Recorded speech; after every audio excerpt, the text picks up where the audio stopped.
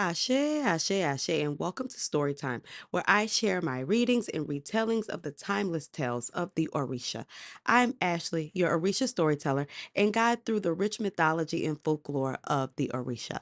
It is my hope that these stories uplift you when you're feeling down, expand your perspective of the Orisha, and strengthen your Ashe. So sit back, relax, and enjoy the story. This story comes from the textbook, African Narratives of Orisha Spirits and Other Deities. I say this all the time. You need to purchase this book if you're trying to learn about the Orisha. It has pretty much all the stories that you need and a lot of background information on the Orisha to help you gain perspective on them. Today, I'm reading a story from this book titled Shango's Obsession with Power. Baby, y'all listen to the story and y'all gonna have to tell me what y'all think about it because this one had me in shambles. So sit back and enjoy the story. Let's get started. At a time when wars were raging among Yoruba towns, Shango was the ruler of Oyo. As time went by, Shango, with his powerful influence, became the ruler and master of the entire region. Shango's armies and his war chiefs conquered everyone who opposed him. Eventually, other Obas came to acknowledge that Shango was truly the supreme ruler of Oyo. Even after peace among Yoruba kingdoms had been achieved, Shango continued to rule with utmost force and a strong hand. As time went by, many of Shango's war chiefs were considered heroes, whom the people of Oyo adored and praised for their courage and strength in battle. Timi and Gbonnka were among these warriors venerated all the time, and there was no place in the Oyo region where these two were not mentioned on an ongoing basis.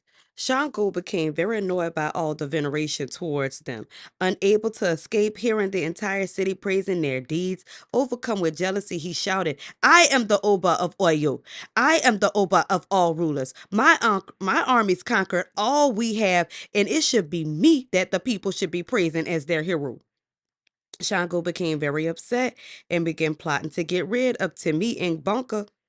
He needed to get them out of Oyo once and for all, and immediately sent a message to Timi that he needed to come to the royal palace.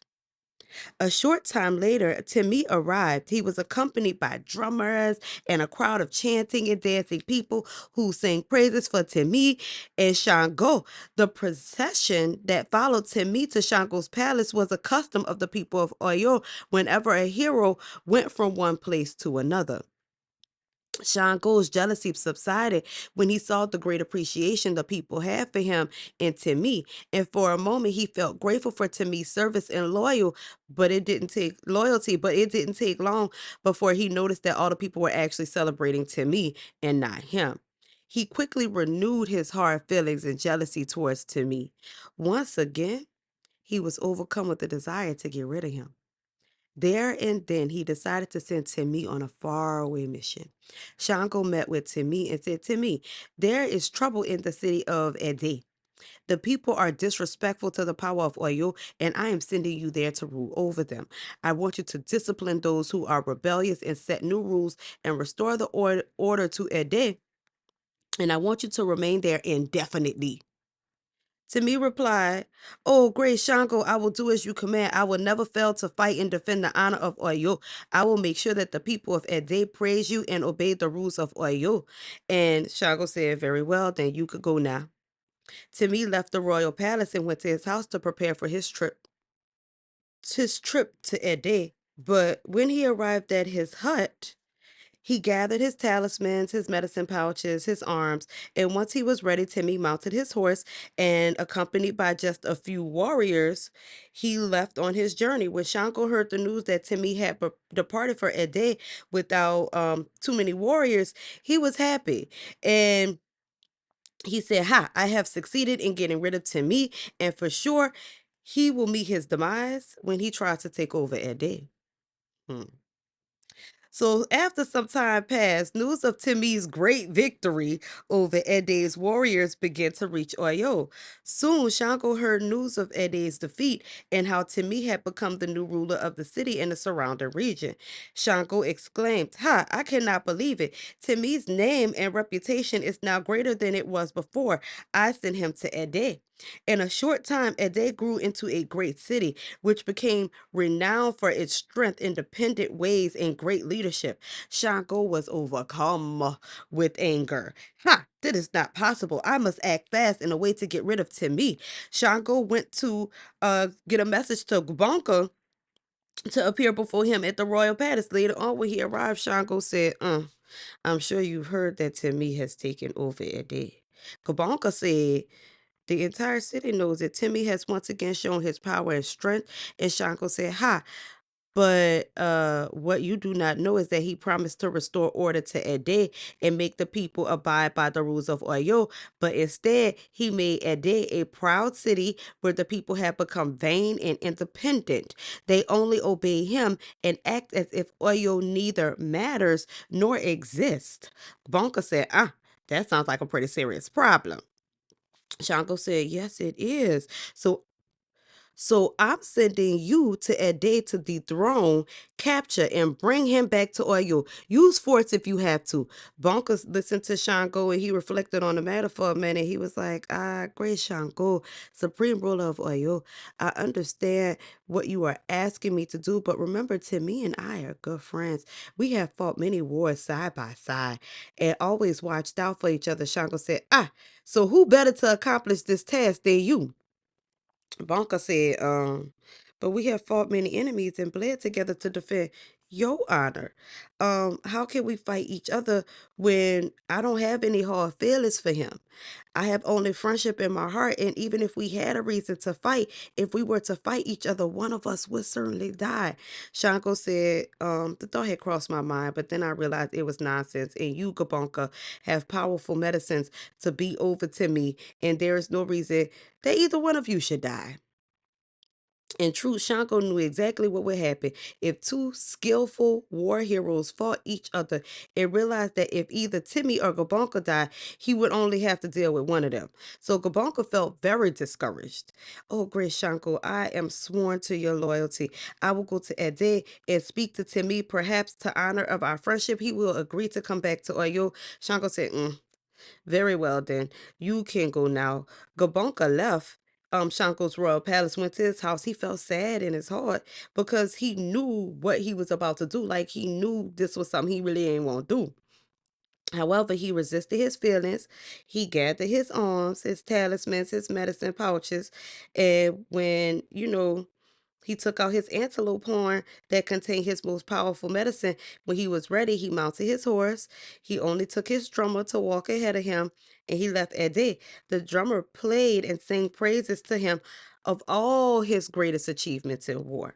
So a few days later, when the people of Ede heard the approaching sound of drumming, they ran to the outskirts of the city where they saw a strong, fierce man was coming, baby.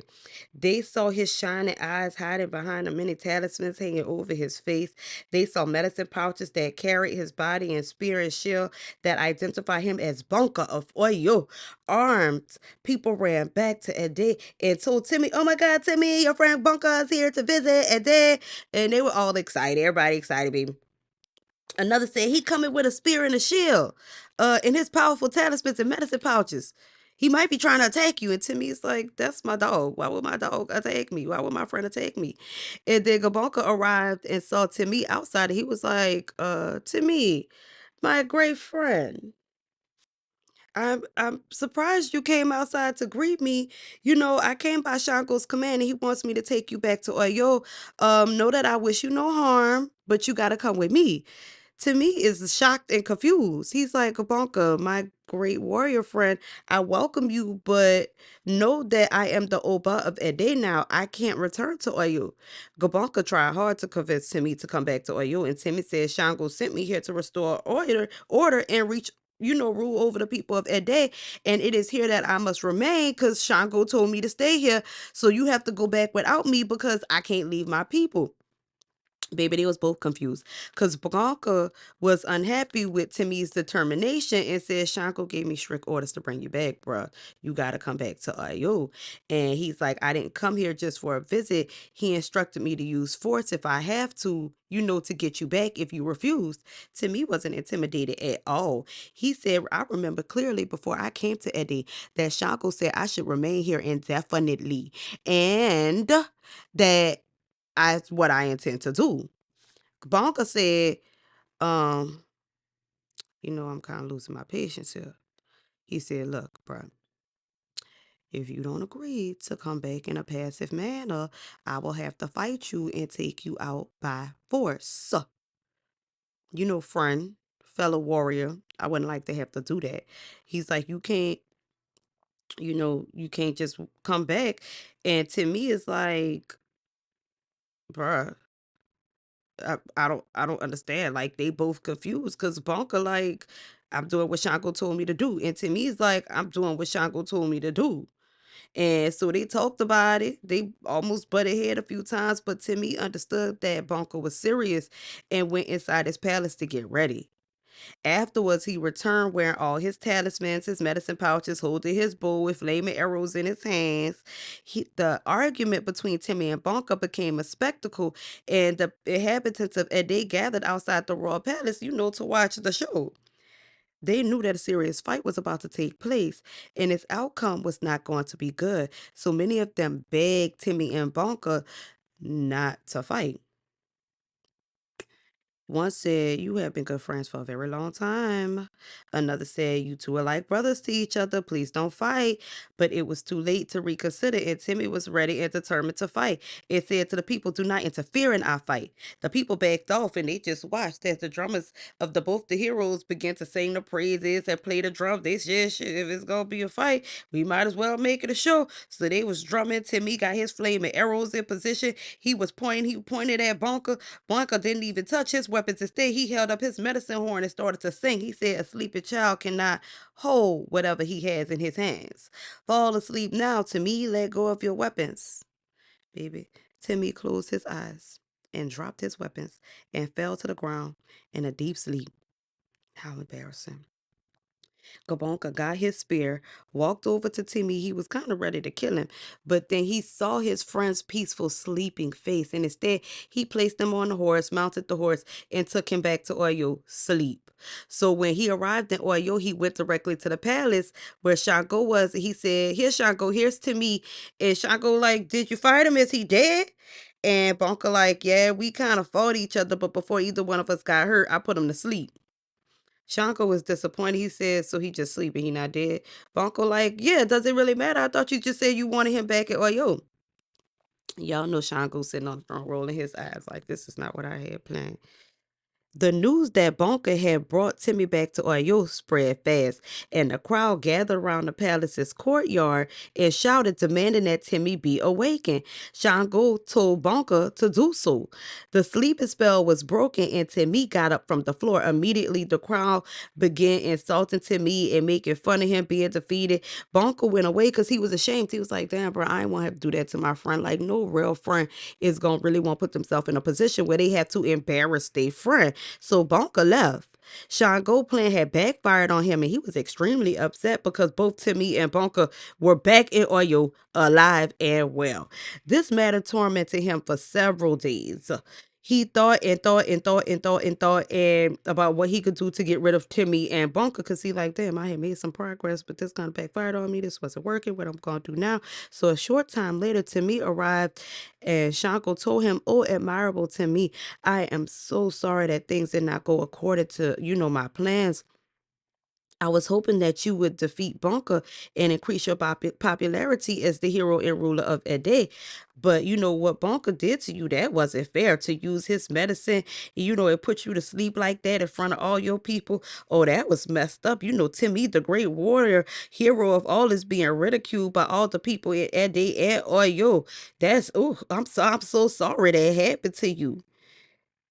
Timmy looking at Shango, and he's like, he's starting to feel a type of way. He's starting to feel angry towards Bonka because listening to Shango, it seemed like, Bonka, like what you really did, bruh. So Shango is like, yo, to me, you have been a victim of great injustice. Your powers are greater than Bonka's, but you never had a chance to use them. You should neither forget nor forgive Bonka for what he done to you. Timmy said, Shango, great Shango, you speak with reason, but Bonka was following your orders. Shango said, ha. How can you go on living when everywhere you go, people make fun of you? Can you bear to hear them when they say you were once Timmy the Great, now you Timmy the Sleepy? You were disgraced and defeated by Bonka. Even the people of Ede had lost their respect when they saw you on the ground snoring like a little baby. Timmy was depressed and ashamed. He's like, I don't know what to do to remedy this. He's like, because I was doing what my king, my old boy, was telling me, and Bonka was doing what his king was telling him. But now, he telling me that Bonka committed an injustice against me, and, I'm feeling some type of way about that. So Shanko immediately said, well, I recommend you go fight Bonka. And so he's defeated, and in death, maybe when he dead, you'll have your glory and the people will respect and admire you again. So if you agree to fight him, I'll make sure the fight is announced so all the people of Oyo and Ede know, what's about to happen, and you can, revenge, get your vengeance. Timmy agreed to fight Bonka again, and he thanked Shango for his advice. Soon after, Shango sent messengers to announce the fight that everybody from Oyo and Ede, baby, they came running. Oh, Shango wants everyone to know that Timmy and Bonka are going to fight again. He wants everybody to attend the match.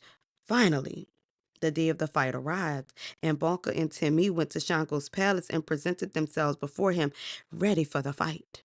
With great excitement, people from all over Oyo and Ede came to watch. The drummers began to play, singing praises to each one of the heroes, and Shango gave the signal for the match to begin. Immediately, Timmy threw a flaming arrow. Bonka lifted his medicine horn and moved it towards the west. The flying arrow changed its direction and went west. The people exclaimed, oh, Timmy threw another flaming arrow again. Gbonnka lifted his medicine horn and moved it towards the east. The arrow changed its direction and it went east. The people exclaimed, ah, Timmy kept throwing flaming arrows. Each time Gbonnka lifted his medicine horn, he moved it in a different direction. The arrows changed their course, and then Gbonnka saw that Timmy had a couple more arrows left, and he started to sing his song, the one he had sang in Ede. A sleeping child cannot hold whatever it has in his hands. Fall asleep now, Timmy, and let go of your weapons. Timmy closed his eyes, dropped his weapons, and fell onto the ground in a deep sleep. The people said, oh, great Bonka has won the fight. The drummers and people sang and praised Bonka. Afterwards, Bonka woke Timmy up and left Shango's palace. Shango was very unhappy with the outcome of this match, just let me see. Because both Timmy and Bonka, again, were still alive and well. So he pondered on the matter for a while, and later on, he went and sent a message for Bonka to appear for him at the palace. When Bonka arrived, Shango spoke to him. He said, admirable Bonka, it is my opinion that the dispute between you and Timmy has not yet been resolved. You have defeated him twice by putting him to sleep, but he's still alive and he's still in Oyo. I demand that you fight him again. Bonka became very angry. He said, this is not fair. Twice I have fought my best friend to satisfy your personal desires, and yet you ask me to fight him a third time. It is clear to me that you will not rest until you see us dead. Regardless of what you think, Shango said, I am the supreme ruler of Oyo, and you must obey my commands. Bonka said, fine, I will fight Timmy again, and this time, I'll obey your commands. But this gonna be the last time. And afterwards, the only dispute that will be left will be the one between me and you. One of us will have to leave Oyo and never return. That's some strong words to say to your king. Cause he's starting to get mad at Shango. So I think he really seeing what's going on. So when the day of the match arrived, a huge, excited crowd gathered at Shango's palace to watch. Each of the heroes' drummers played and sang songs in praise. Shango sat on his throne accompanied by his wife Oya, and they watched attentively. When Timmy and Gbonnka were ready, he gave the signal for the match to begin. After Timmy had thrown a few flaming arrows around, and Bonka once again pulled his medicine horn and sang his song. Timmy fell asleep on the ground again. The crowd explained Bonka once again defeated Timmy. Bonka said that Shango was very unhappy with the outcome. He saw that. And so he picked up his sword. He walked towards Timmy and he cut his head off. The people explained, Bonka killed Timmy. Bonka killed his best friend, that man cold blooded. Overcome with rage, Bunker picked up Timmy's head and carried it to Shango's throne and said, "Is this not what you wanted so much? Did I not give you the head of Timmy? Here, now you can have it. Here's your prize." Bunker threw Timmy's head at Shango. The crowd was appalled by Bunker's behavior before the supreme ruler Shango and shouted, "Oh, how disrespectful! What mockery! How disgraceful!" Bunker indignation towards Shango. This cannot hold. No, we can't do this. Shango was so overcome with anger at Bonka's arrogance and disrespect, he got up from his throne and ordered that the guards arrest him. So afterwards, he ordered a great fire to be set on the spot where the match took place. And Bonka, baby, everybody watched as Bonka was burned to death.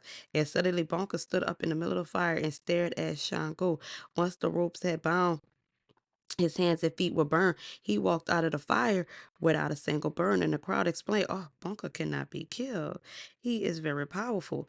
The people ran away, terrified of him. Bunker ran towards Shango and his wife, Oya. He pointed the medicine horn towards Shango and said, "I have won the dispute between us. Here in Oyo, you are finished. Now, Shango, you must leave and never return." Shango, angry and in disbelief of Bunker's insolence, opened his mouth and shouted out a powerful fire beam right at Bonka. Yet Bonka did not burn or was not harmed in any way. It was then that Shango realized that Bonka was invincible. It could not be killed. Bonka said, "Shango must accept it is over. You cannot conquer me, and you have 5 days to leave Oyo." As the days went by, the people of Oyo accepted that Shango had been defeated and was no longer the supreme ruler, and sang praises to Kabonka's greatness. When the evening of the fourth day arrived, Shango and his wife Oya were ready to leave Oyo. Quietly, they sneaked out of Oyo in the darkness of the night and decided to seek refuge in Nupe. This is how Shango ended up leaving the city Oyo and was forced to leave the great kingdom he once ruled supremely. Shango, ashamed of what happened, left the earth and went to a kingdom in the sky. From there, he watched and ruled over the affairs of the people of Oyo and punished anyone who said evil things about him by striking them with lightning. Oya never returned to Oyo either.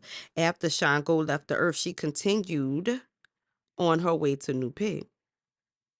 After she traveled for several days, she arrived at the great river that separated the land of Europa from the land of Nupe. When she saw Nupe from across the river, Oya felt that she would not be welcome there.